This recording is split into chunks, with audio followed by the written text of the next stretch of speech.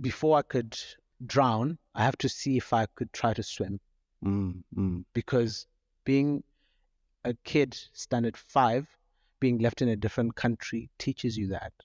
Yeah. So when my mom passed on, it sort of simulated her driving out of the boarding school. 2021, COVID hits, and I lose my dad to COVID. I lost my daughter, first daughter. She was supposed to be born, let's say today, but she passed the day before.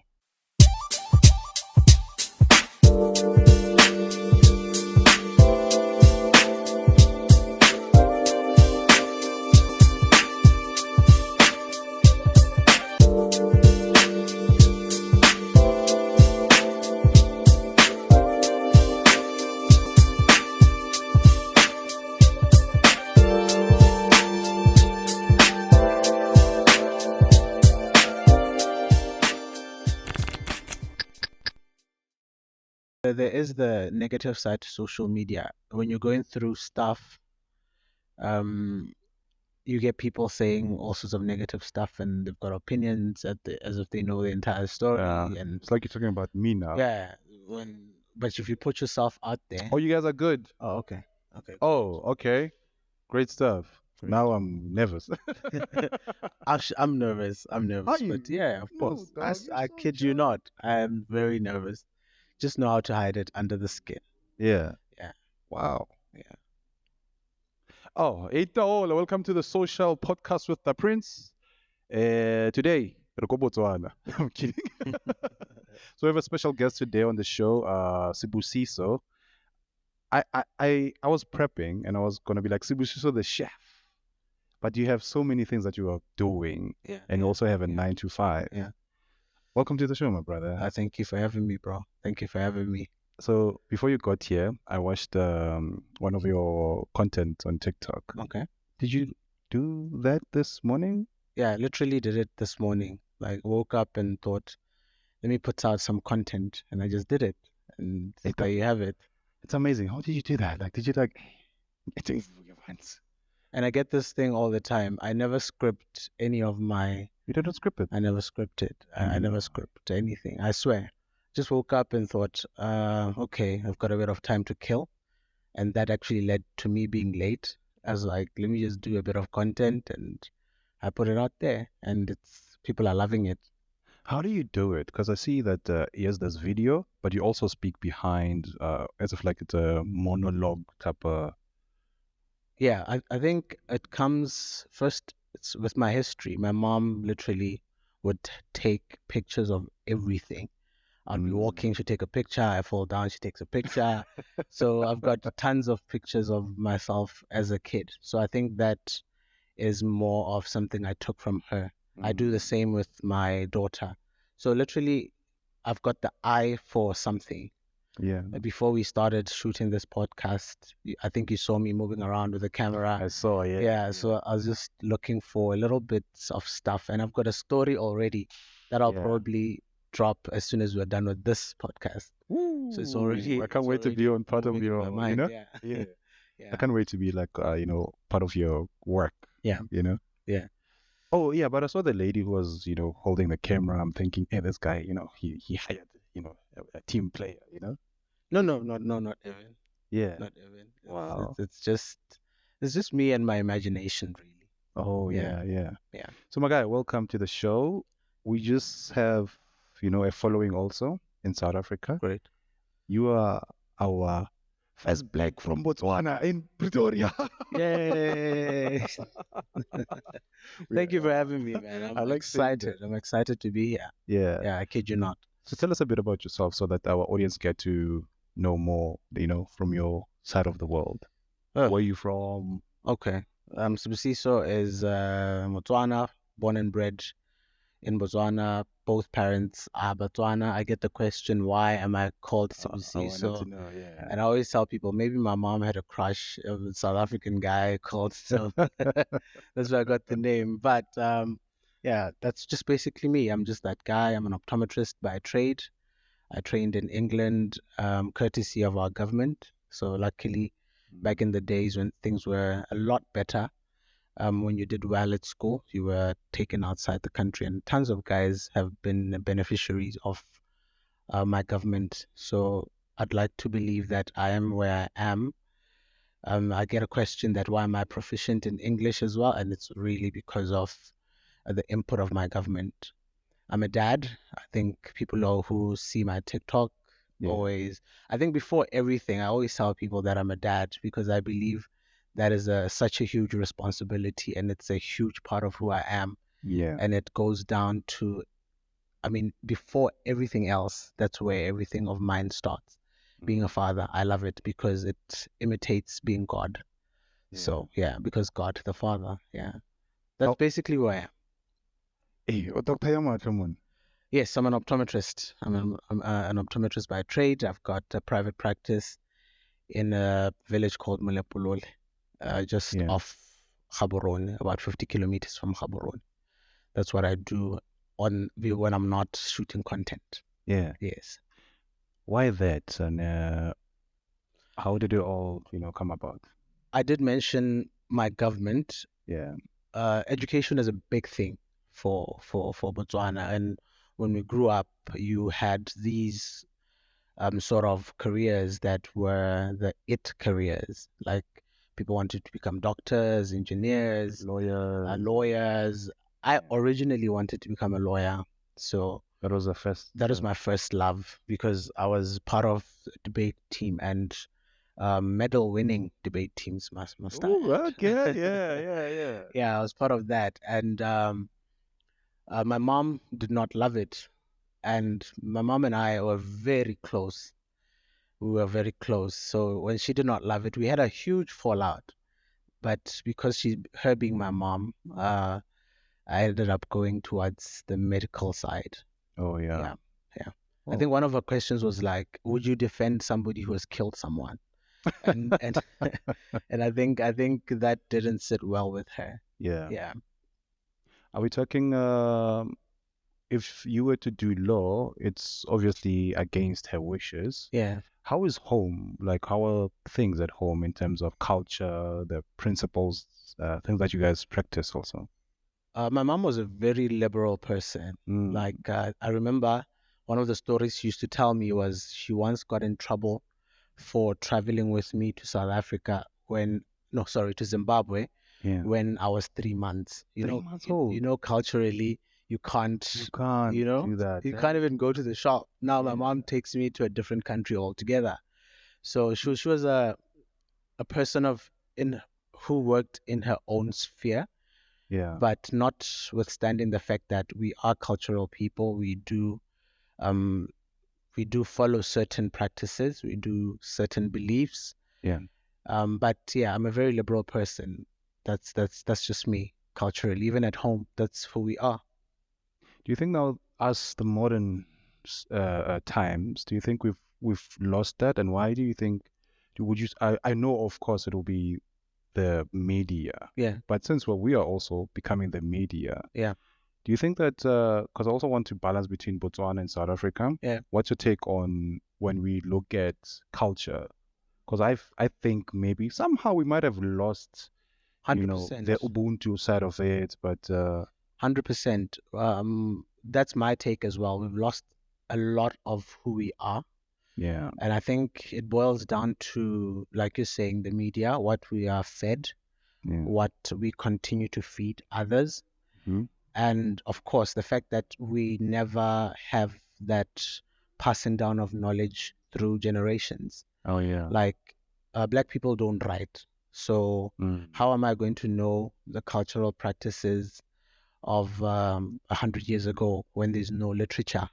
True. Yeah, like that's one of the reasons why I became an author. Like I felt I need to write stuff down, firstly for my own children, so that in 100 years they may think this is the crap my grandfather was thinking about 100 years ago. Oh, So of course I stand corrected all the time.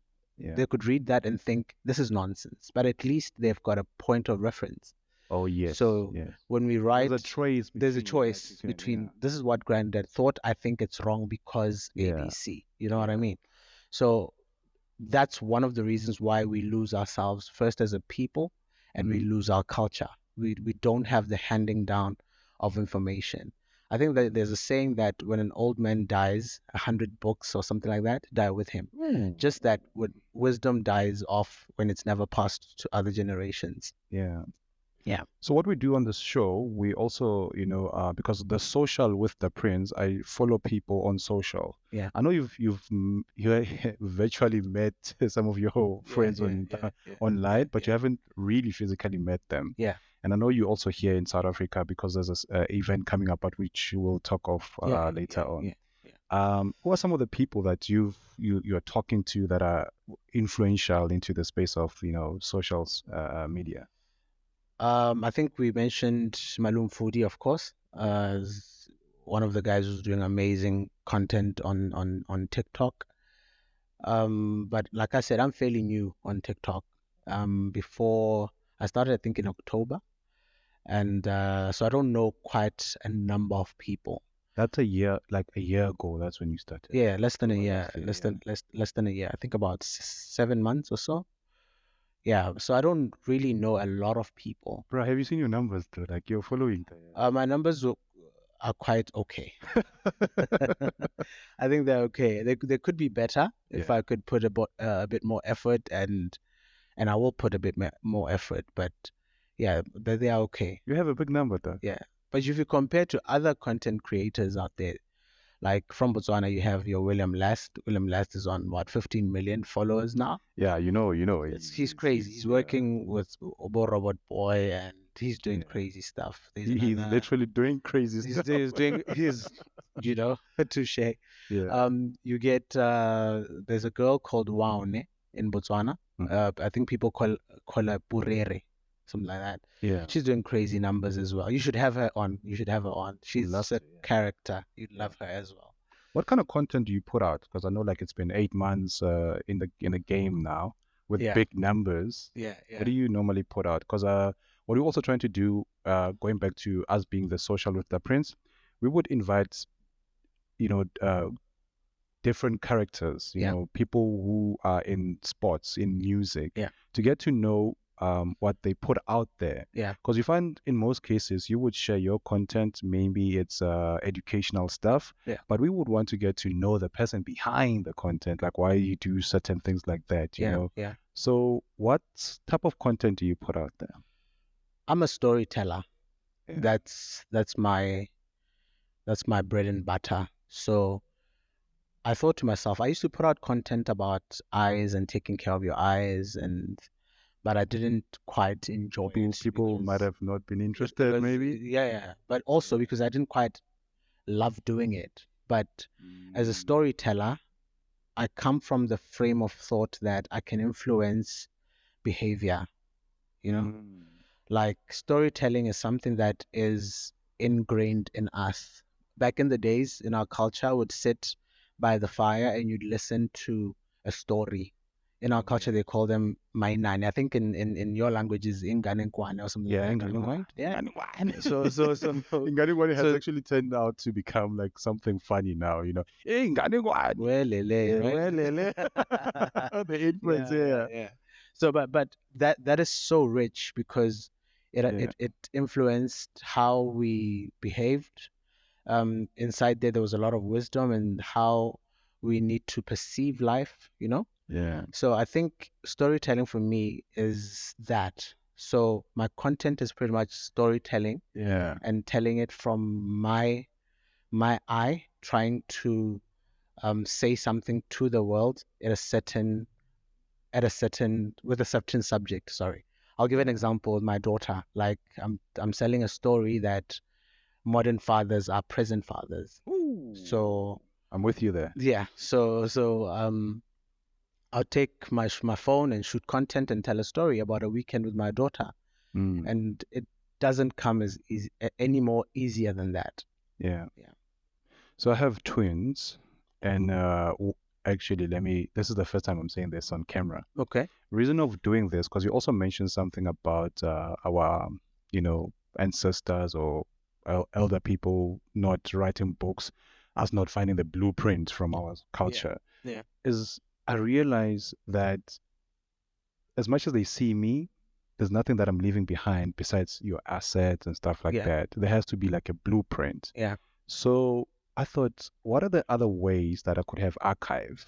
So I was like, okay, for you to know more about dad, or even your kids know about, grandpa, let me just do a podcast so that whatever wacky thing or exciting thing that I do, you guys could have a relative connection towards it. So you don't have to go look at New York and claim whatever so that you get to lose direction. Yeah. So you mentioned your daughter quite a lot. Yeah. How is family? Like, because to me, family is something which is big, like important to me. Of course. And seeing what's happening now with, single parenting and us being the present fathers. Yeah. We haven't been like that. Like other fathers haven't been present in the kids' world. Yeah. So what's your take when it comes to, family? Family is obviously such an important unit because that's where you get your morals, that's where you get your values, or lack thereof. I mean, if you come from an abusive family, there are very high chances that you might be abusive, or you might go to the extreme end and tolerate abuse, you being abused, So family is as important as they come. Presence is very important. But above everything, I believe it is very important for you to nurture the mind of your child. Oh, yeah. Because as a man thinks, so is he, right? Yeah. So you could leave as many assets as you can for your child, but if you haven't trained the thoughts, they're just going to blow those assets.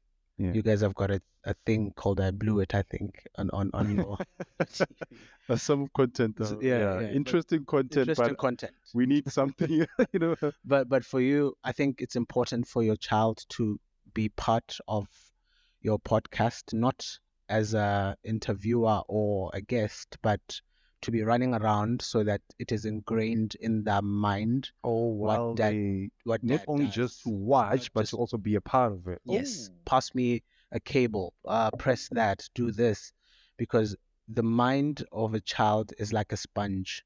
It absorbs a lot. I'll give you an example. When you were young, no one taught you to say ubaba or umama. You just listened because you were just there. People were talking, and then you started learning your vernacular language. No one sat you down and said, this, this, this, this. Then you started speaking it because your mind was busy taking it all in. Yeah. So there's a wave of entrepreneurship that is going on, but we exclude our children. We work hard and we leave them at home. We bring the bread, they don't know how the bread is being made. And the minute you put it on the table, they just know how to eat it. Now, when you're gone and they don't know how to make it, then we have a problem. You get it? I'll give you an example again. If you go to the winelands in Cape Town, you'll see a generational story that this wine farm was by the prince who was in 1805. And they'll have the story, and it will go down with all these kids. And these kids will work on the farm all the years. Same name. Same name and everything and everything. And that keeps the legacy of that farm. And these kids know what to do. They'll go to study marketing, for example, so that they come and market their product. The same product, and it lives on for years. It is ingrained in them from a young age. So what we should leave for our children should not only be material stuff, but should also be stuff that helps and affects their mindsets. So the practical stuff that you currently would do for your little one, what are the things that you are practicing in your household? Easy one. She does content as well. I think if you go on my social media, there are episodes that it's basically her doing the voiceover. Obviously, I'll shoot this. Yeah. Then I'll say she'll watch, and we'll try to make a story together. She'll start speaking into the microphone. And she's got I think about 5 episodes that people have loved. Another thing, I take her from school, then we drive to the practice. She's got a little chair there. Yeah. I'll be seeing my patients. She sees people coming in. I've taught her money. She knows in Botswana, our biggest note, I think, is the 200 pula note, and Yeah. it's purple. She'll fight you day and night for the purple money. Like, if she says, I want purple money, she knows she wants 200 pula. The favorite color, no? So, favorite color.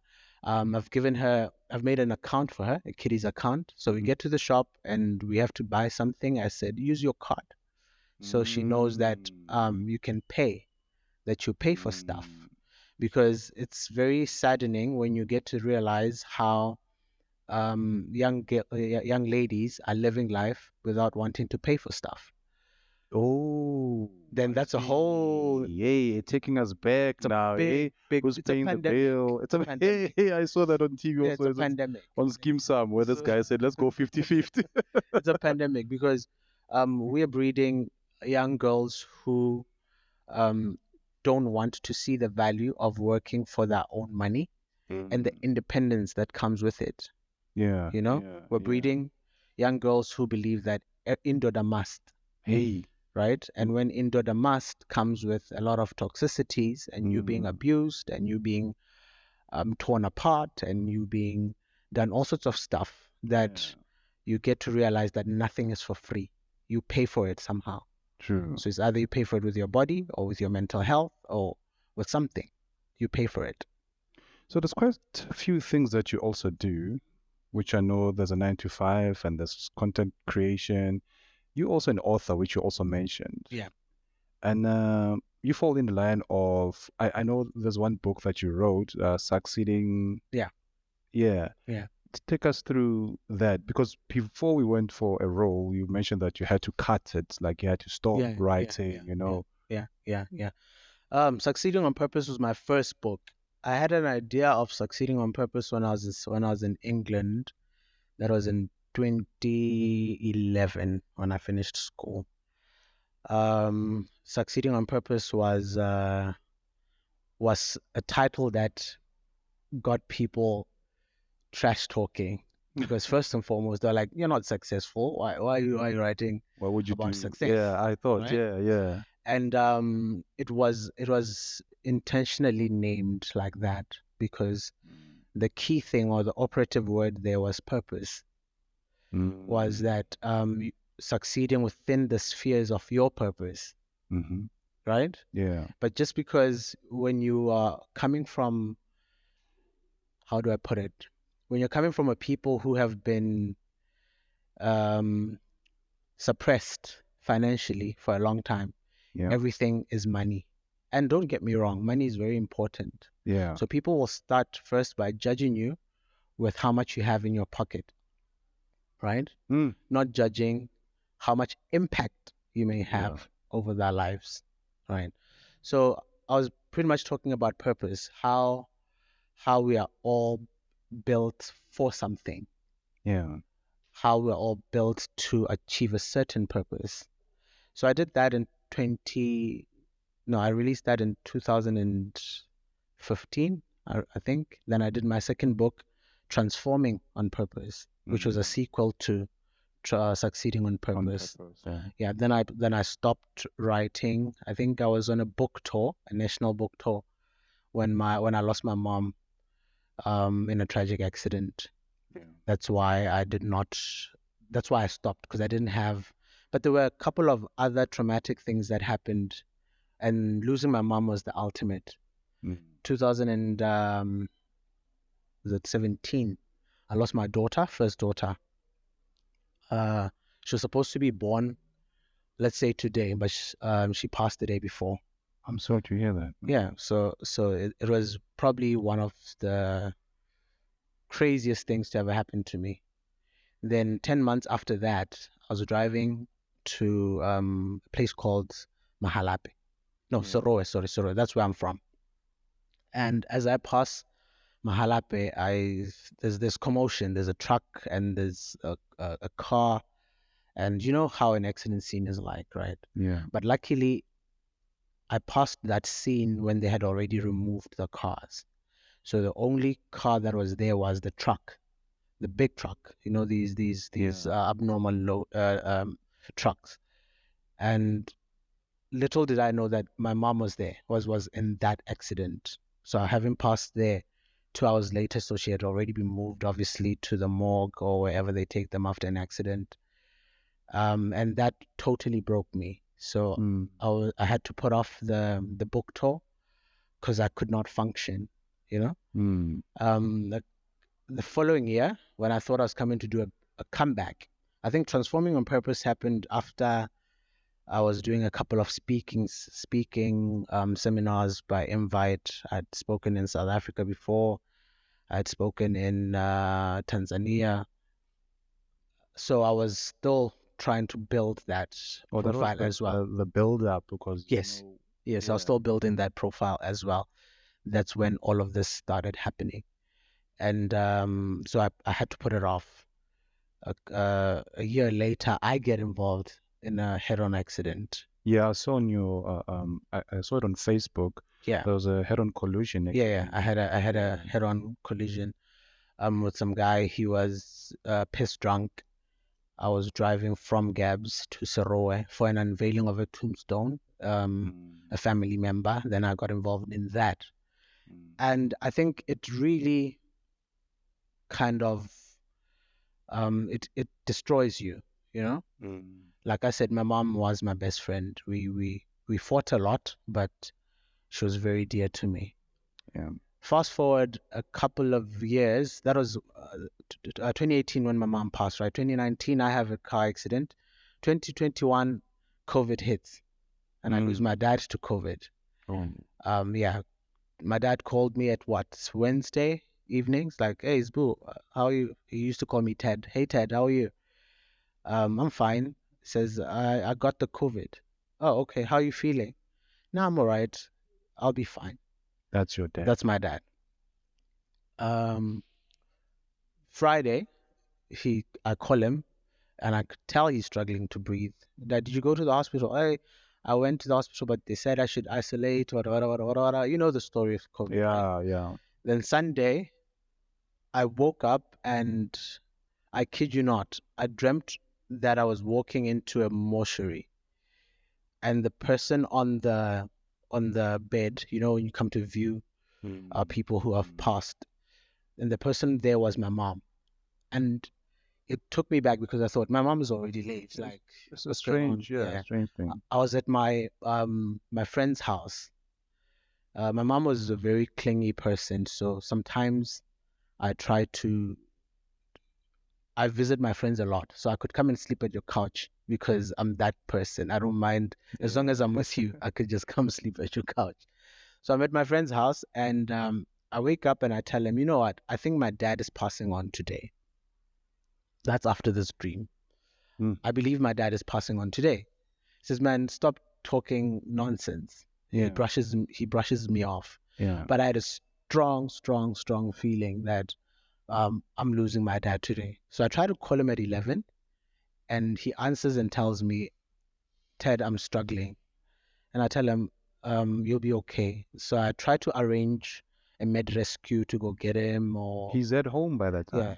I tried to arrange something because it was the very first wave that hit in Botswana. So I think it was a lot of it was a logistical nightmare. Because we didn't know what was actually happening when COVID just knocked on everyone's door. You don't know how to react. Yeah.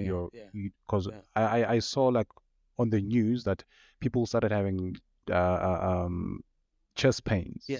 Breathing was difficult. But so we didn't even know, I think nobody knew, and I think we can't really find fault with anyone. Like I try not to find fault with any of the passing of any of my parents. I just believe, and I know from a science background, I'm a health practitioner. I know we're all going to die someday. It's just a matter of when and how. So when that hit, and he was struggling, I tell my friend, "Let me just try to get some ambulance to get my dad." So I call the hospital. They said he has to have a thing because I think they were overwhelmed as well. They had to have a referral or something like that. I can't remember. I tried to call him at 2 p.m. and I couldn't get through to him. Yeah. So I think at the time my stepmom was trying to get him to get some help or something like that. And I try to call them. I can't get a hold of them. And I try to call them around. I think I got to them at around 6. And when the person on the other end of the phone said hello, my first words were he's late, right? Yeah. But I obviously spoke it in Setswana. And she said yes. And that was my dad, having passed in 2021. So I dealt with a 4-year, 5-year crazy period. That's what led to me hibernating. That I don't want to do this anymore. I don't want to write.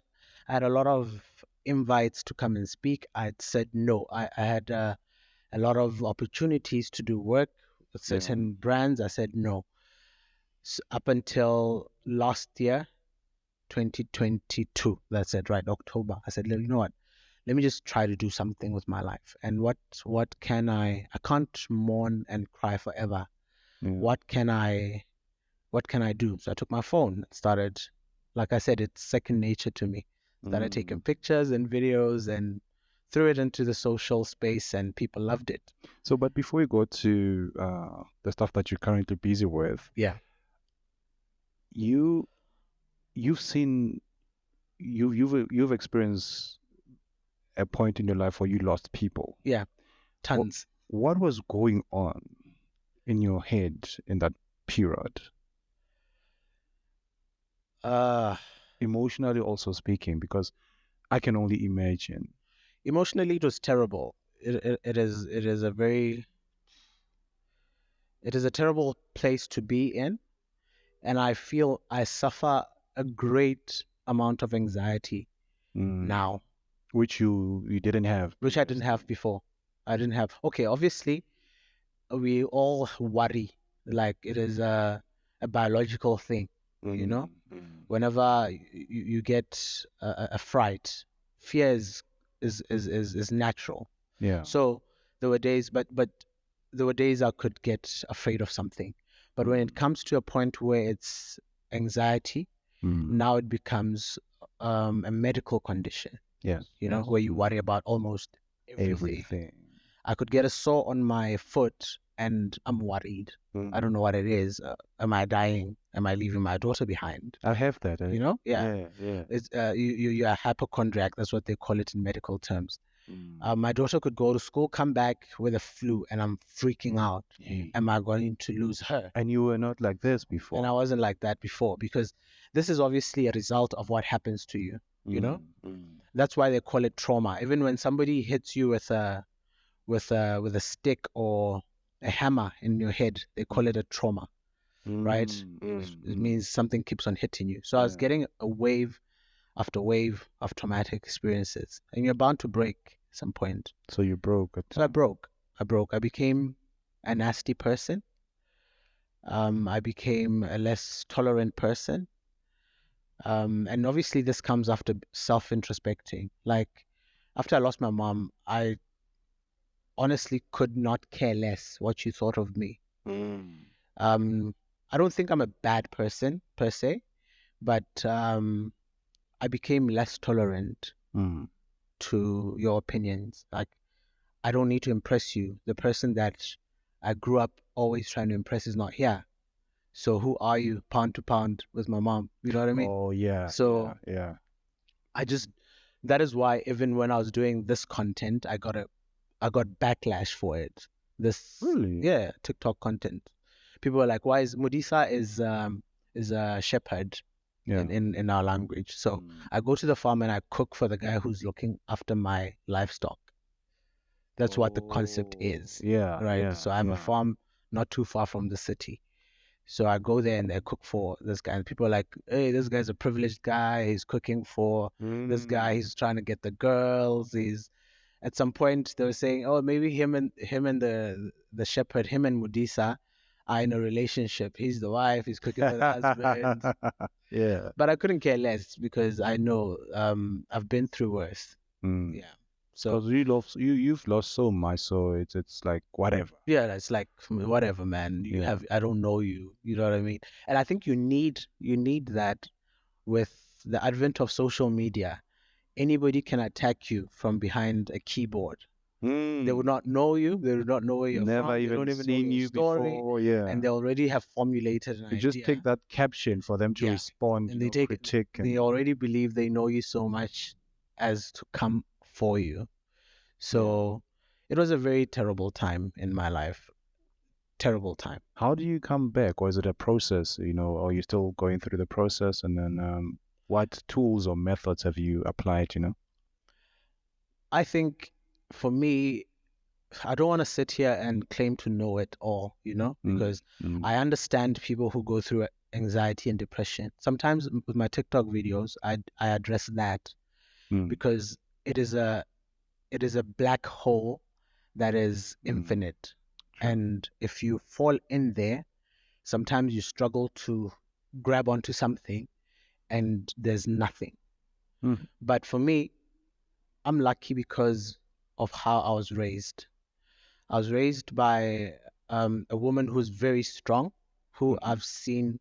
We know how our black mothers, okay, let me not racialize this. We know how mothers are generally very strong. But if you may allow me to racialize it, our black mothers have gone through a lot. Oh, yeah. I mean, given your history with apartheid and all of that, gone through a lot, right? And they tried to fight to always make it. And we've seen true heroes in front of us, Yes. And we ought to take a leaf out of that book. My mom raised me well. She did a very good job, in my opinion. She, even if she would not go to church, she'd wake me up and say, go to church. So I knew God because of my mom. As much as I'm a delinquent now, allow me to call me that, should call myself that. But she raised me under a moral law. Oh, yeah.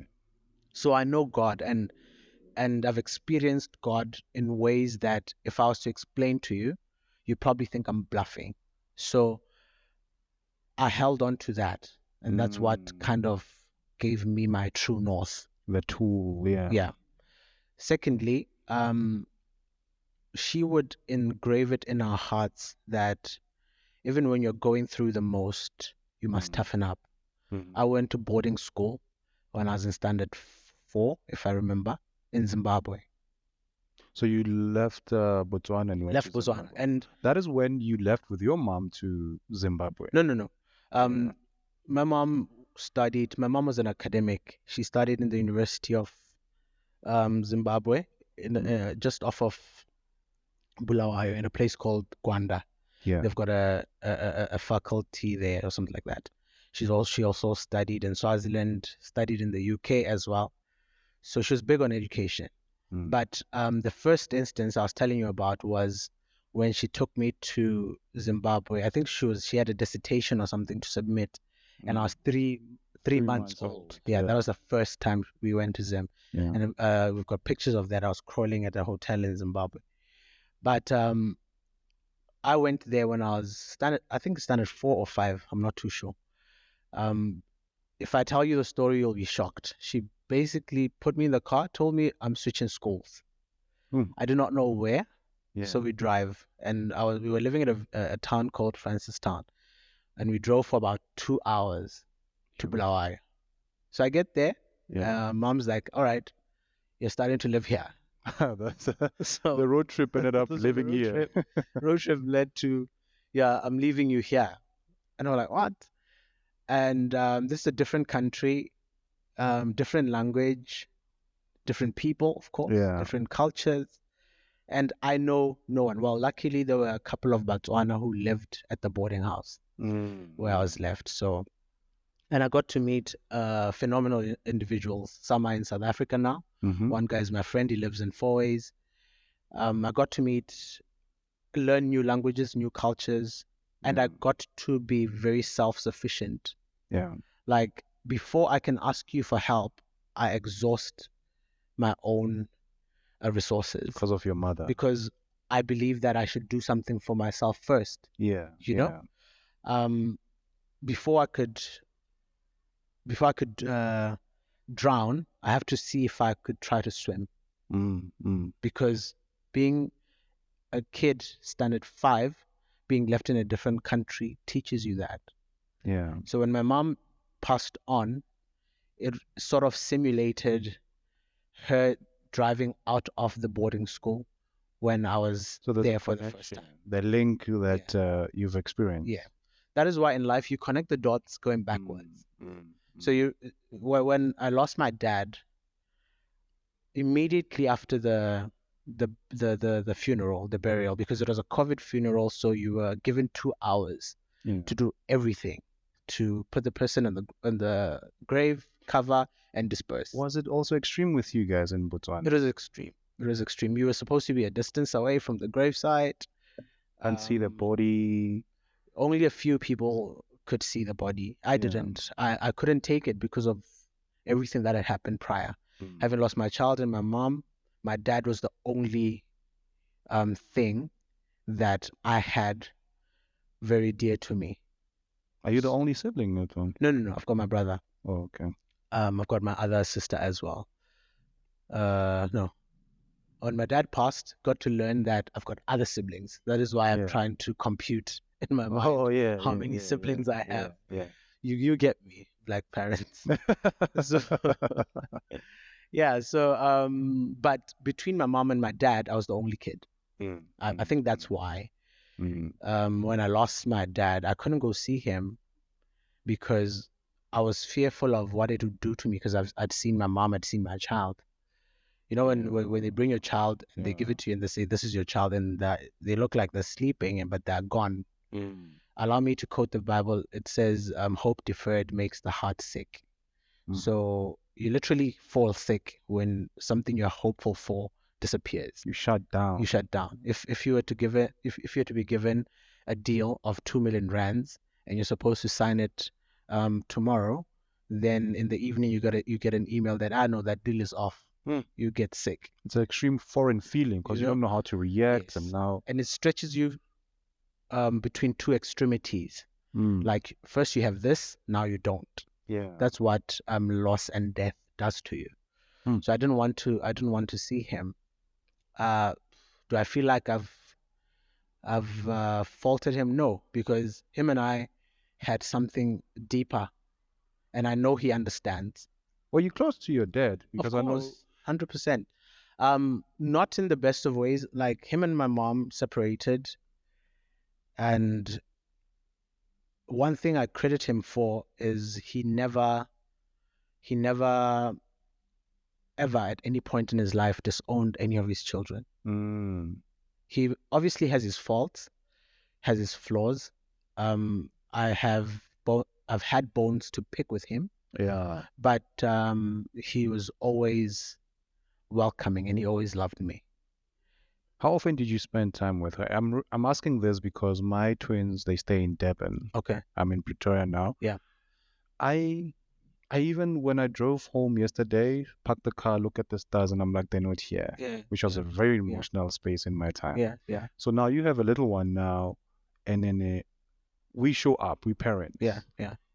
How is it being an available parent now, that when you look at your dad, you kind of understand why he was not? I kind of understand why my dad was not there. I'm not together with the mother of my child, so I don't live with my daughter as well. Yeah. But we're obviously cordial in how we are raising her. How is it though? Like, for me, it's a bit of a challenge. It's obviously challenging because the ideal situation is you would love to be in the same roof with your child, isn't it? Every day. Raise them with your ideals and everything like that. But I also think that with the new age, we literally have everything. Could be because of WhatsApp, for example, WhatsApp video calls. My daughter, I'm in Pretoria now. My daughter is in Botswana, but I could, after this podcast, for 30 minutes have a conversation with her. Oh, nice. Unlike back in the days where maybe there was not that much access. Yeah. Like I literally try to talk to my daughter every single day. I also do, eh? You know? So hey, these fathers are soft, man. Yeah, so we actually have resources that aid our parenting. There's no excuse. And our kids are smart, even if maybe you have a problem as parents. And I always think it's the immaturity of the parents that makes the kids suffer. Hey, right? It's the immaturity. Yeah, The immaturity of the parents that make the kids suffer, because our kids don't know who did what, who's wrong, or They just know dad. Yeah, And they're not just in know that mom. space. They just know mom. They just know dad and they just know mom. Yeah. And they are quite understanding. But when there's conflict between mom and dad, that's when the kids take it. You know, then they're forced to choose sides. Yeah. I'll give you an example. Something I try to do and works for me, but might not work for somebody else. The transition when you are trying to raise a child as parents that are not together, the transition from mom to dad or dad to mom can be a traumatic thing for the child. Yeah. Because the child loves the both of you. So when it's time for you to take the child to mom, the child might want mom, but still wants dad. Ooh. So But in between, why you love them both. So why do you have to bring me to this person? And every time you bring me to this person, it means I have to let go of you. So that's a traumatic thing for a child. Yeah. So I try to put a little transition in between. And I think you know this with editing. When you're editing clips, you do this clip and this clip, and there's a transition between this clip and that clip, right? Yeah. Same. So if I'm having my child for 6 hours and the next 6 hours is with the mom, how do I make a transition? So you have to find something that helps the transition. So with me, mostly it's school. If I take this kid to school in the morning, or maybe she sleeps at Mines, take her to school in the morning, then school is the transition. After school, mom picks her up. Ooh. So she does not know. She just knows when mom picks me up, I'm going to mom's house. That's a hit. So Yeah. there's no, because if you bring her to mom and she feels every time mom comes means I'm losing dad. Ooh. It becomes a painful thing for her. But with a transition. But with a transition, you don't see it. Yeah. That's what I think. It might not work for the masses, but this is what I think. Yeah. That's a beautiful one, because now I'm thinking about what's happening with our government in South Africa. Yeah. Now there's when you have a department. Yeah. Now the department seems to want more funding. They create another department. Yeah. Which means they could call it maybe a different agency. Yeah. Now we have health department doing what they do. Now we're going to have the field department, of which the health department should be doing that. Yeah. So the transition of doing corruption is like, oh, that is the transition. I'm thinking. I'm just fooling around. But culture shock, my man. Botswana, South Africa, because honali twin black amola. We're talking about it now, you know. What are some of the culture shock? Because there's a guy from the US who just shared something that he had 2 savannas. And it knocked him, like he got drunk. That's his experience with South Africa. Because I know you've traveled around, but what do you think, because you mentioned something with us, is that there's so many opportunities. And I'm sitting here, I'm like, I don't know, But what have you seen with South Africa that you haven't, you guys might not have, but what you have in Botswana that you think we also might not have? Okay, to answer the culture shock conversation, first and foremost, I believe we are just one people. Like, I come to South Africa and I blend in so well. I've got family in South Africa. My mom was married by a man who lives in Limpopo. My stepdad is in Limpopo as we speak. I go to Limpopo literally every chance I get. Yeah. There are people with family in Botswana. So there's nothing that would shock me culturally. Because you're within South Africa, so there's nothing shocking. Yeah. So listen, Tswana, people speak Setswana here. I speak a bit of Zulu. There's nothing really shocking for me. Yeah. That's why when your sound guy asked me I think you asked me what genre I love, I said, well, Mapiano, of course. Because Mapiano. Yeah. Like people bang piano a lot in Botswana. And Economically, obviously, South Africa is a lot better. Gauteng more especially as a hub for trade. Botswana is a mini version of South Africa, I would say. Mini, obviously, literally, we are just 2.4 million of us. I think the population of Soweto is bigger than the population of our entire country. What? So it's I didn't even think about it that way. literally, you could take everyone in my country and fit them in Soweto. So you guys are Soweto. We are Soweto. so Yeah. If you now take it to South Africa, I mean to Joburg, I think population of Joburg is 8 million. Yeah. So that's why I say on a scale, you guys are iPhone 14 Pro Max. So welcome to iPhone. We're not Android though. Well, yeah. But there's nothing shocking for me. But I feel the opportunities here, business-wise, are much greater. True. Even if you're trying to scale your company, it's going to be very difficult to scale a company with 2.4 million people. But when you're looking at 56 million, I think you're at 56 or 60 million or so. As it's 60, almost 60 now. Yeah, probably. Yeah. But if you're looking at 60 million people, then scalability is now a conversation. Yeah. You know what I mean? If you're looking at content creation, 2.4 million people is not 60 million people. So that's why I say South Africa is a lot better in that regard. But in terms of everything else, the food you guys eat is the food we eat. Yeah. There's nothing really shocking. Yeah. If it wasn't for pre-colonial times where people came up and drew lines and say, you guys end here, you guys end there. Hey, those lines messed up Africa. Of course. Some of the lines came in between this chair and were brothers. That's why you get some families, the sister is just across the border, like in places in Limpopo, like there's a place called Matatan. Matatan is just by the border. And the other side of the border, you've got your brother. Literally same mom, same dad, but a line came between us. Your house is just over the line. So you're South African, I'm Botswana.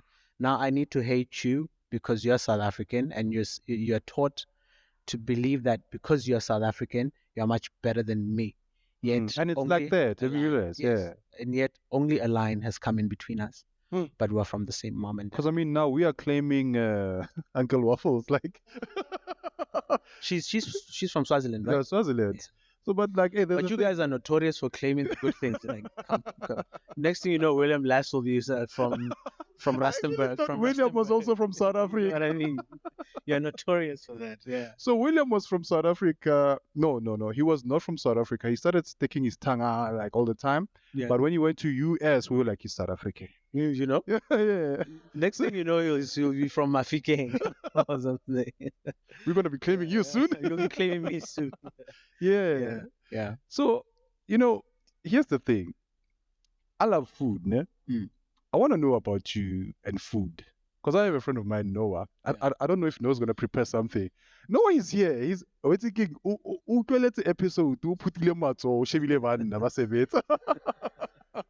so he does catering for us. Okay. So tell us a bit about because you have, the 9 to 5. My relationship with food. Your relationship with food. Because you were asking us about, because we normally ask our guests, what kind of drink would they want? When you said you want a squeezed fruit, it's a faint.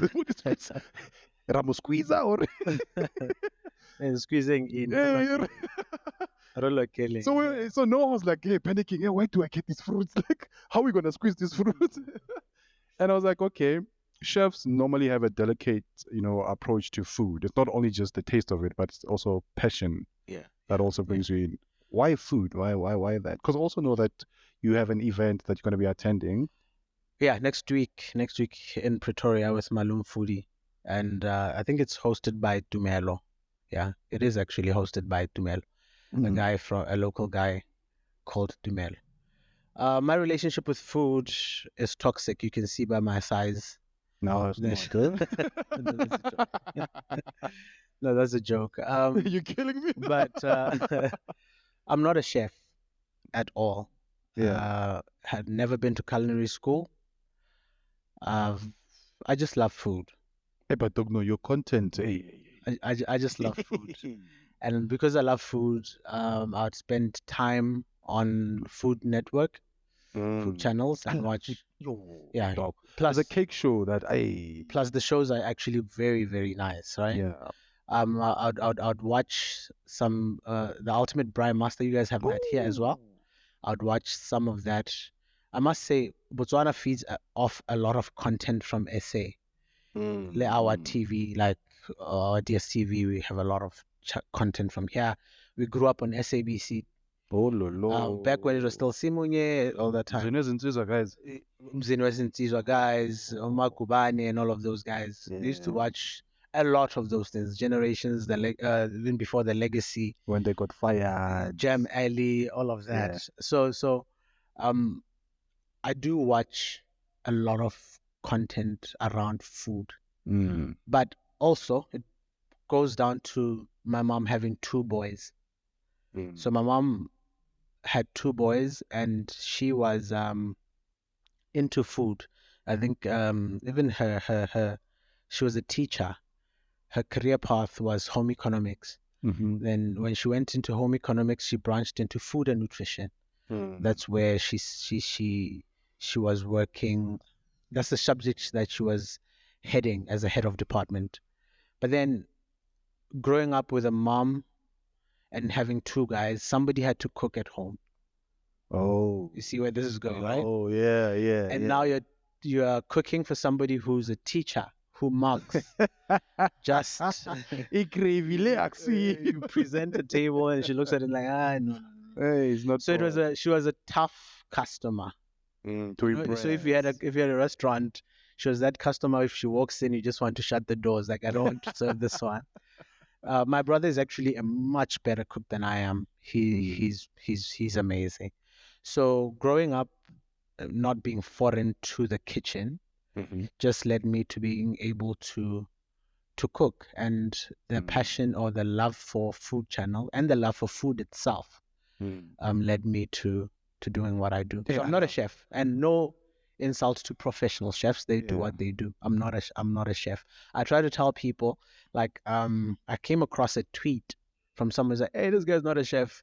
What is he doing cooking? You know what I mean? It must have been from a chef. Probably. And I'm just a storyteller. And because I love cooking and I add a bit of stories behind it, that's me. So there's a 9 to 5. Yeah. There's the cooking. There's content creation. Which one would you feel like And there's also writing. But I know writing, you kind of put it on hold. Yeah. Which one is like the best? I'm actually back on writing. I'm doing a book called Cooking on Purpose. Well, so that's what I'm working on now. The few stories and a few farm recipes that would just be from my heart, things that I want to try out. So you should. What I love the most is the creative part of my life. I enjoy it.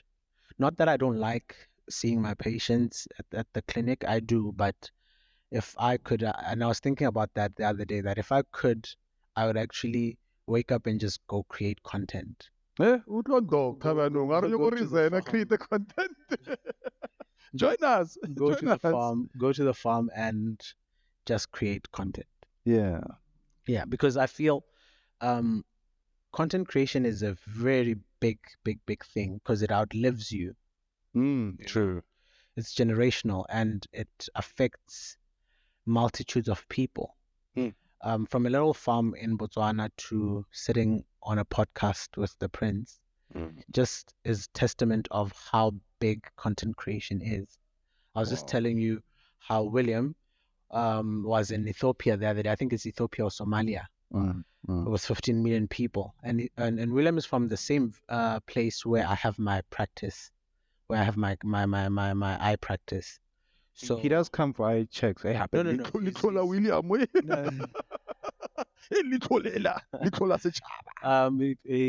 think he lives in Gabs, but in between Gaborone and South Africa. But he's that kid, his family lives there.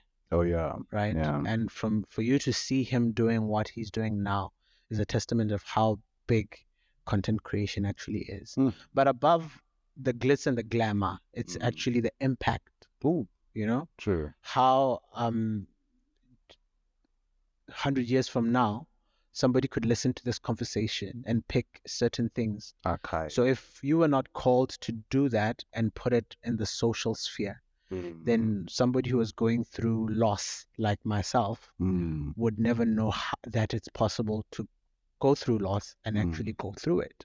The operative word there being through, that you're not stuck in the loss, you can actually go through it.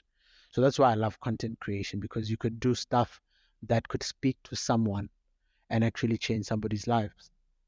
It's bigger than the money that you can make from it. True. I was telling Megs today, of which she's a super fan of yours. She's like, hey, he's coming, guys, he's coming. Thank you, Max. Thank you.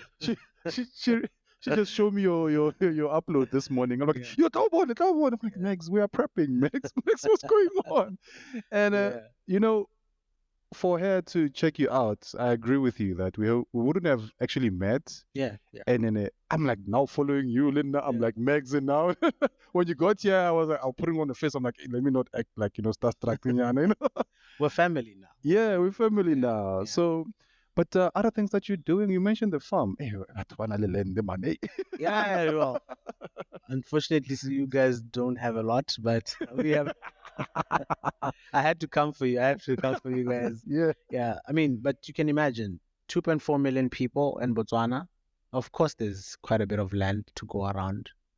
Actually, constitutionally, we are entitled. I don't like to use the word entitled because it breeds entitlement, but we can apply and be given a piece of agricultural land and a piece of residential land. You just go to an office, put your name, then you wait. Then you're called, hey, here's 10 hectares of land, do what you do. But a lot of people don't use those opportunities. Free land? Yeah. Botswana free land? Yeah, it's free land in Botswana. Well, it's a lease. They lease it out to you to use for, if it's agricultural land, you just tell them what you want. I think it's 99 years.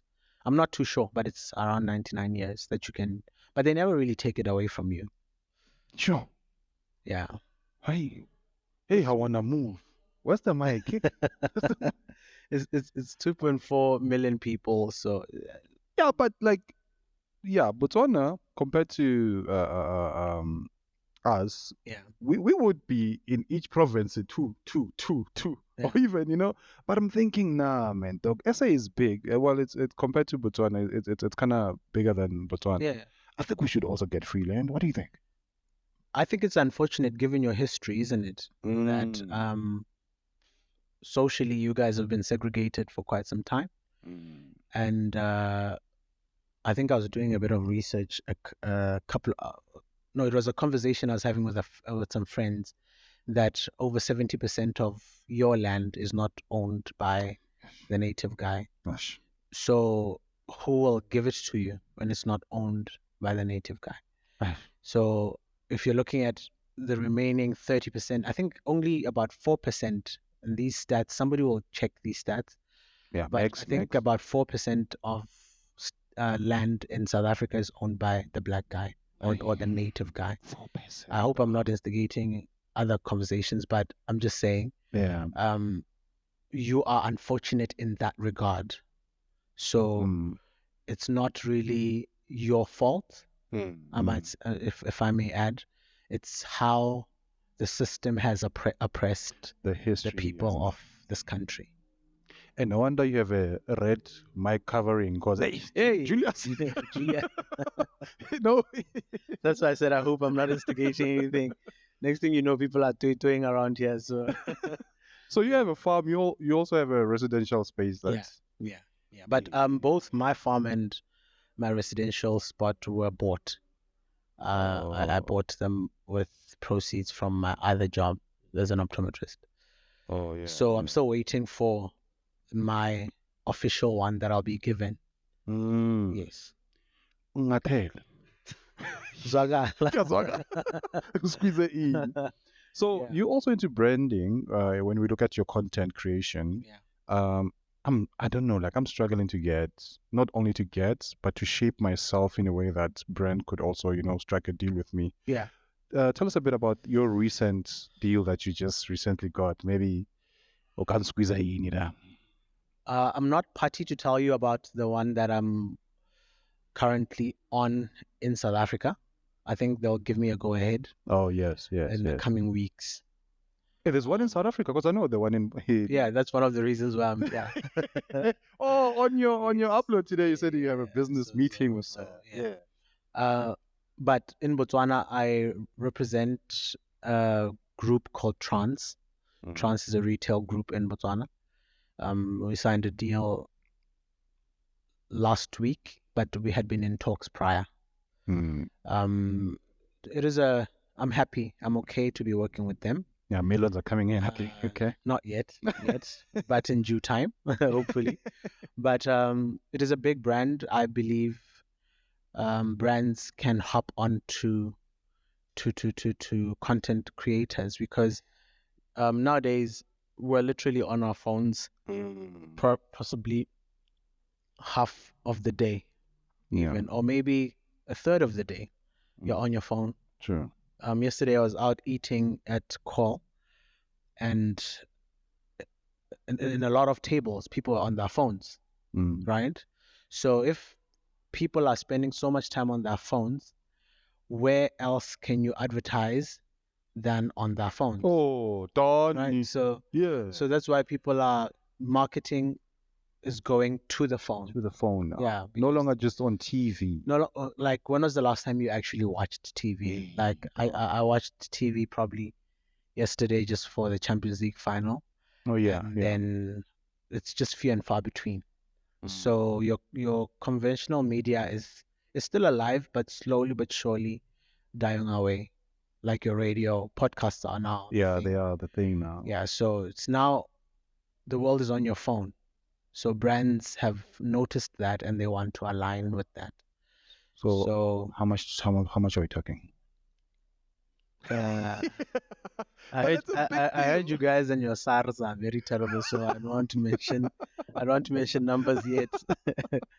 But it's you can actually make a living from content creation. Yeah. And I'm getting to learn this more and more as I sit and discuss deals. Some fail, some work, but you get to realize that okay, there's an opportunity here.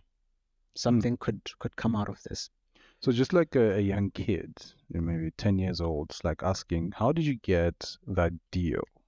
Like what steps did you do? What experience did you guys do? Was it like a phone call to some of the people that you know from the inside, or did you go for pitching, Well, I think the first piece of advice that I'd give a young kid is that school is important because you can be a content creator and not, because you are not smart, you don't know how to tailor or how to customize your content.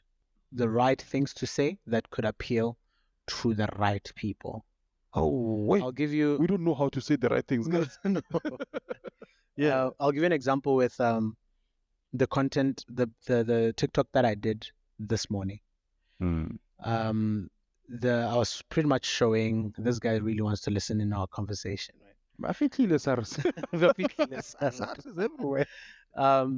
So the brand that I was showing in that TikTok was a very huge brand that has been recognized even by the president in our country. The bottle brand. No. Bottle, yeah. These t-shirts. Yeah. It's from a brand called Collections by BK Proctor. So it was product placement. Yeah. So I was just literally doing his products for him to see. I haven't had a conversation with him. I haven't done anything, but I think of him. He's in my thoughts. So the strategy, do the work, then knock on his door. Hey, look, I did a video. It's got 80,000 people who saw it. Now, what are you saying?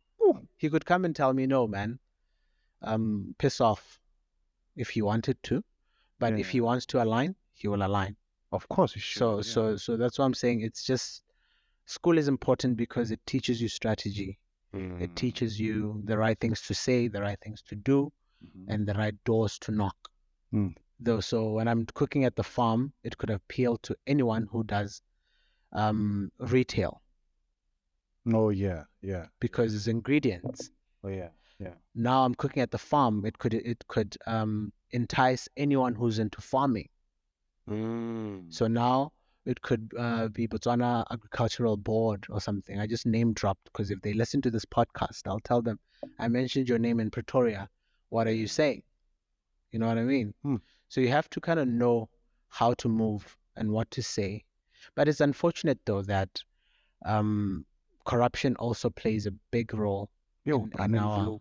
So sometimes you could have really, really good content, but because you don't know someone and you don't know anyone and anyone on the inside, you Have you can't get a experienced deal. that? Have you come across someone who's be like, yeah, we can put you in, but In a different group that I'm a part of. I'm a part of an overlanding group called AOC. So we've seen a lot of gatekeeping from Botswana? Yeah, somebody saying, somebody loving our content from inside, and somebody saying, look, we're not going to go with those guys just because it's those guys. So the one that you got from Botswana directly, who did you talk to? No, that one I actually did not talk to anyone. They just called me. They loved what I do, and they were like, hey, would like to have a meeting with you. Are you signed to anyone? That was the first question. I said, no, I'm not signed to anyone yet, but I'll be signing to someone soon. Then that's how you pull them in. Okay, you find out there's no one. That's just sign here first. yeah. So, yeah. By that time, there's no one. You just there's like 15 people asking me the same questions. You know. Yeah. But I think it also comes from the experience of running a business, running a private practice. Yeah. And, some of the stuff you learn with time. True. So another advice to anyone who's trying to do something: give yourself time. You fail with a lot of things, but you should fail forward. Because when you fail, you learn certain things that you didn't think you learned, but when you come to execution, you get to realize it's easier now because I failed at that. Yeah. So we're gonna open up the panel. Sure. There's people that have questions. Well, the only person I'm sure it's Megs. Hey. Or she wants to close.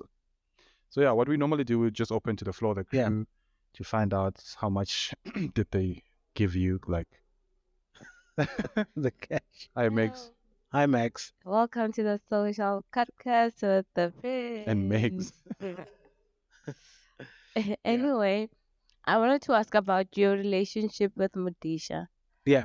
Please tell us how it started. I like what you do with him when you teach him the basics of how to cook for your woman. Set up the table. Hey, yeah, Prince, you should get lessons. Sounds clearly you live off the content, guys. And my favorite now was when you were now starting to teach him how financial education. Where to put in the money and all of that. Can you please take us through the relationship with Modisha? Yeah. I actually wanted to give you rand. I get right available to like a exchange sana shop forex in no so. But yeah. The relationship with Modisha for me, first of all, as a human being, it is a beautiful relationship because it speaks to a lot of dimensions. It speaks to the haves and the have-nots. Allow me to say that.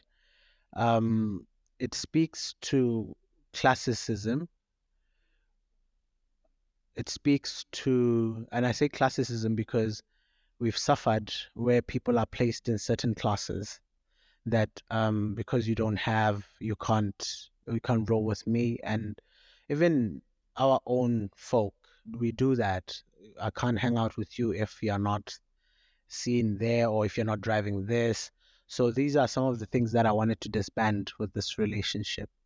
But most importantly, I think it speaks to love, that love goes across dimensions, that you don't have to be anything or anyone in life for me to love you. That's why when you go to my friend who lives in Four Ways likes to take his kids to it's what Papachino's Broad Acres, and we call it the kids conca because kids come and this is with the parents. Yeah, they call it conca. Yeah, kids conca. Yeah. Yeah. So, but I came with my daughter the other time, and it was the first time meeting my friend's daughter, and they met and they hit it off. It's love. They don't know who comes from, whose dad does what. It's just kids. They just come together and they love each other. And I think if human beings were, or grown-ups were a lot more like that, we would have a much better place where I come here and you don't need to know what I do. Before, I never used to tell people that I'm an optometrist because then they start dealing with you in a certain way, giving you some certain level of respect that, okay, this guy is now. I have a joke. I don't like. You don't want to tell people that you're not an optometrist, right? Yeah. It's because they'll start looking at you. They'll start looking. No pun intended. Yeah, but it just shows you how sad our community has become, where we only love someone because of who they are, not because of the fact that they're a human being.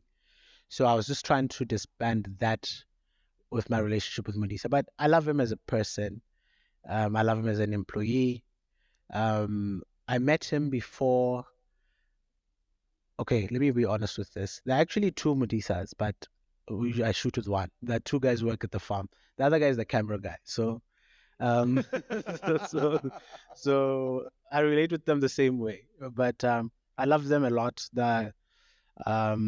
They came to me. Both of them come from very difficult situations in their lives, and we met, and they said, "Hey, we need help." And at the time, I had no intention of doing this whole thing. And now I was just starting off with farming, actually. So we met and they told me we need a job. And I told them, guys, I can't afford to pay the both of you. They said, no main. You guys say no main, right? Wait. So, but I thought I can't give you no main. Let's look at what the country says I should give you as a Modisa. And yeah, started them there. Then content creation happened. Then there's a little bit of cash they get from content creation now. So he's no longer a Modisa, a shepherd. He's a farm manager. That's what he calls himself, DC Babe. He says, He's the management. DC Baby now. So, his life is improving. But I don't want to take credit for that because then it goes to classicism that I made you. I didn't make you. Opportunity happened and you are part of the process. Because that's what kills a lot of good things. You know, you have this podcast going places, then you guys have a deal, then it's a problem now because the sound guy's like, hey, if it wasn't for me, you guys, the sound guy, you. I'm saying this to the sound guy because you said if I want to have a good time, the wild guy is the sound guy. That's he's. I know the sound guy is my guy now. So. So I made you guys now. So yeah, that's a bad conversation to have because allow me to speak about this. If you look at what's this country, Burkina Faso, one of Africa's greatest leaders came from Burkina Faso, Thomas Sankara, who was killed by his then vice, somebody who was now competing for the limelight. But this guy was trying to move the country forward, and somebody kills them because they're not looking at the bigger picture. The vision, right? Yeah. So a lot of things die off because now I'll say, Bona Modisa, I made you. I start developing a big head. I made you. You're nothing without me. The classicism, the ego comes to play. Then a lot of people suffer. You get. So how many people are suffering with your load shedding situation? If some people are competing to be the people who buy the biggest bottles, where's the vision? So my relationship with Modisa is beautiful. We fight a lot off camera. when he now forgets that he's still supposed to manage the farm, and he's on TikTok. It's like, hey, did you see that comment? That girl wants me. Can I? I said, no, let's work. But we're good friends. We're good friends. Yeah. So I want to know, because we also fight in our own small WhatsApp group chat. Yeah. Normally, we don't fight. I fire people. Yeah. I would like, I'm not happy with you. I delete. So I wouldn't send you a letter of resignation or anything like that. I just delete you in a group chat. So you know you are fired. But you don't see the chats anymore. You don't see the chats anymore. What do you think, especially because I have to be racial with this, because if I normally work with that, yeah. When it comes to work ethic, because you have the colleagues, I get it. So what do you think we're doing wrong that we should actually be doing this instead of that? Work ethic, Yabodaki, is terrible. It's terrible. Not all of them, but it's a generalization that maybe I shouldn't do, but we come across that a lot. We are terrible when it comes to work ethic. Okay. When I was in school, I learned that people should give, they used to call it an honest shift, that you must earn your keep, you know? Sometimes I worked at a logistics company as a student. So they allowed you to work certain hours because my bus band, they work. Can you look about Frita? We had an event. Yeah, no. They work. They put in the work. And I learned that then, that people, I'm not saying they are better than us, but that work ethic is admirable. They actually put in work. And I struggle with that as well. But I try to communicate with my team that, guys, here's the vision. And sometimes I also believe that the leaders are to blame, the leaders in the company leaders, because we also believe that when I'm paying you well, it's enough. And sometimes it's not. If you look at statistics, I was reading something on Twitter. I don't know if it was by, no, not Vusi Temokwayas, but someone was just showing statistics why people leave companies. And sometimes at the top of the list is not the salary. It's not. I thought it's a salary. No, it's actually the vision that the person does not have. It does not have a proper understanding of where you're going with the company and their position in that growth. You are seeing the vision, but the rest of the team is not. Even if you tell them your vision, you're not trying to show them their vision within your vision. Where can they go? Yeah. Am I always going to be the sound guy? Or I'm going to end up doing what else? Where are you taking me? Right. So sometimes people then know, okay, this is what I'm getting paid, then I'll just do this and I'll get paid for that. But when you're telling them that one day you'll be on multi-choice, or DSTV, or we'll be doing this, or a much bigger podcast that's doing that, X amount of subscribers, they buy into it, But like you're saying, sometimes some people won't buy into it. And those are the people that you let go of. Because some people are not for you. Sound hamba. Yeah. So yeah, man. I don't know if you guys have any other questions, because I think we're good. Yeah. The guy has to leave and go to Botswana, guys. I mean, hey. Has it been an hour already? I don't know. Has it been an hour? Oh, okay. Great. No, I was fast asleep. But I went on Twitter and I saw that and I used that on my content. What are we talking about? Is it the earthquake? And his sound is not holding the mic. And this is why we fire people. So he's asking if you felt the earthquake. No, I did not feel it. But I saw it on Twitter when I woke up. Yeah. And that's why I did content about it. I was like, South Africa want to kill me. Nah, we won't kill you, man. We won't kill you. But I did not feel it. I was fast asleep. Where were you? Were you at Santin, eh? Yeah. Look, Santin, I get. No, but Botswana, Santin is what we know most. So when people come to Jozi, that's where they go a lot. Yeah. I think I need to do a lot more of Pretoria. Dog Pretoria. Hatfield. I think Hatfield is a dope spot, isn't it? Yeah, That's if you're looking no? for the honeys, yeah. Oh, okay. You would. Yo, come on, yeah. Okay. Dr. Hamid. Okay. So, but Hatfield is because of there's UP, University of Pretoria. Oh, okay. Main Lane, Main, yeah. Body Times Square, okay. very chilled. Is that where you get good food? Ooh, yeah. Main. Main Lane, the mall, Main Lane, yeah. Mainland Main. Yeah, because there's Tasha's there, and Yeah. La Parada, and the other one. Okay. Mainland Mall is the mall that you get lost 10 Yeah, times now before you see. It's even bigger. Yeah.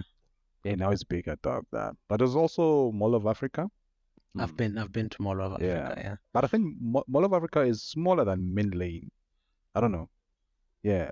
Yeah. Well, we're usually here for shopping because the pula is killing you guys. Hey, One pula is like what? how much is it? 1:1.4 now, I think, because the rent's slowly going down. I think because of the It's electricity always situation going down, or dog. something. It's always going down, dog. Yeah. Anka yenyu kuda. When the deal's coming, then I'll give you a bit. So yeah, man, you should Pretoria. Yeah. We're also trying to push starting to do our own thing, events. Oh, okay. I think to have you on that day. Any day, bro. Any Yeah. day. After this, people will be happy to, have experienced you. Yeah. Next thing, hey, Rafedi number you know? Yeah. I think it'll be nice to also, be in the same space with a lot of people who also been on the show. Yeah. Yeah. And this Botswana, South Africa makes it feel like it's so far apart. It's within. When if you think about it, somebody in Durban now is further than my daughter. My kids are in So Durban. Your so, kids are further than my yeah. kids as we speak from this location. Yeah. So I'm literally 3.5 hours away from home. So so that's why we're literally here every other time. So you're gonna take a walk back home now? You just What drive. Because Lesotho normally get paid again. So what are you catching? When you're confusing Lesotho le Botswana, Yeah. I think that's you're confusing. Oh, you mean Lesotho was one? Yeah, it's confusing. Yeah, Yeah. Lesotho le Botswana. That's why we are within Lesotho. Oh yeah, Lesotho is inside South Africa. Rona we're outside. Oh, look, yeah. The diamond guys. Yeah. Choose your words carefully. Yeah. So I wanted to ask. They say that Lesotho is the safest Yeah. country around in the what do they call it? Whatever our region. Yeah. So is it? I think all countries are safer compared to you guys. You guys are the worst. You guys are the worst. But Botswana is pretty chilled as well. Yeah. Like pretty chilled. 2.4 million people. It's getting just a few months ago. It was terrible because of some heists. The people were bombing ATMs. People were doing robberies. We're using guns.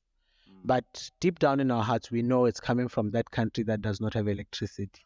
So we know those are the guys that are doing.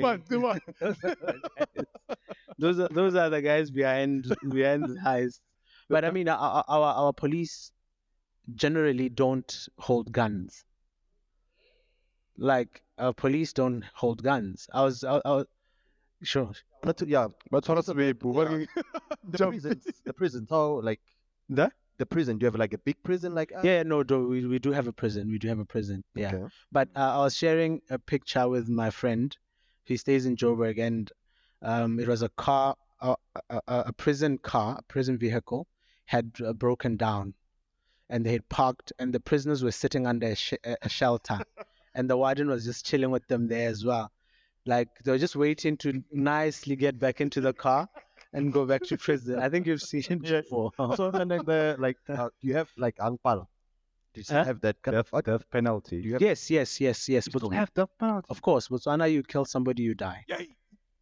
It's straight, see. and I don't think we're giving it up soon. Like guys from Western countries came in, hey, Botswana, you're being barbaric. This. No, we would kill you. Okay, we don't kill you, we punish you. Let's put it nicely.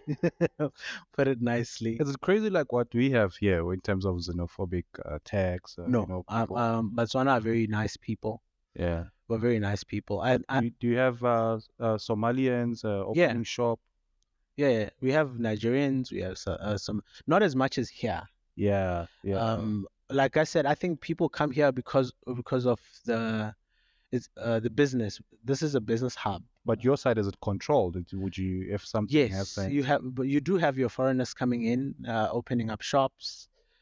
I'm a partner with a foreigner. I do business with a foreigner, so it's a lot more chilled. Because this side is crazy, man, and they don't understand. Or without those lines, we're just the same, you know? But I think if you also look at the other side of the coin, there is a bit of sense, not sense in the killing, but sense in the frustrations that some guys are coming into the country illegally, and then they are occupying spaces that could be occupied by other people locally. So that's why people are frustrated, and people are frustrated because they are hungry, and whenever you get hungry, you get angry. Hence the xenophobic attacks. Not that they're justified, Yeah. but you get to understand why. True. Yeah. So if I fly over, Bakang Sakala Land, what do I need? Are there any requirements? I wouldn't know. I don't work in that office, but can I just buy maybe? Yeah, but of course. There are people who bought land in Botswana. People have relocated in Botswana. That's why I say these lines, cutting and naming that Botswana, naming that Lesotho, has made it made the rift seem too big.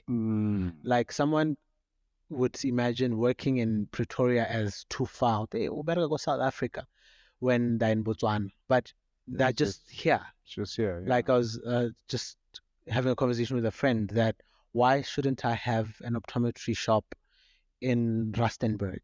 It's closer to me than my home village. It's literally 2 hours away. So why can't I have an eye shop there?